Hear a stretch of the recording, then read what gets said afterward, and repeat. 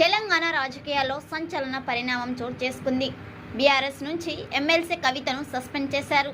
కొంతకాలం పార్టీ నేతలపై విమర్శలు గుప్పిస్తున్న కవితపై గులాబీ బాస్ చర్యలు తీసుకున్నారు. పార్టీ లైన్ దాటడంతోనే కవితపై బహిష్కరణ వేటు వేశారు.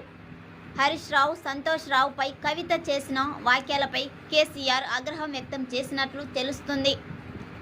సోమవారం సాయంత్రం కవిత కాంట్రవర్సీ కామెంట్స్ చేయగా బీఆర్ఎస్ వర్కింగ్ ప్రెసిడెంట్ కేటీఆర్తో పాటు పార్టీ సీనియర్ నేతలతో కేసీఆర్ భేటీ అయ్యారు.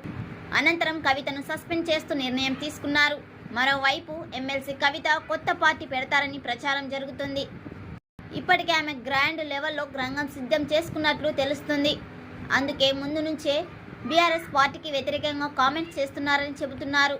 అశోక్ క్రిందింటి జీ తెలుగు డిజిటల్ మీడియాలో సీనియర్ సబ్ ఎడిటర్గా పనిచేస్తున్నారు. ఇక్కడ 2022 నుంచి స్పోర్ట్స్, వినోదం, క్రైమ్స్, రాజకీయ వ్యవహారాలకు సంబంధించిన వార్తలు రాస్తున్నారు.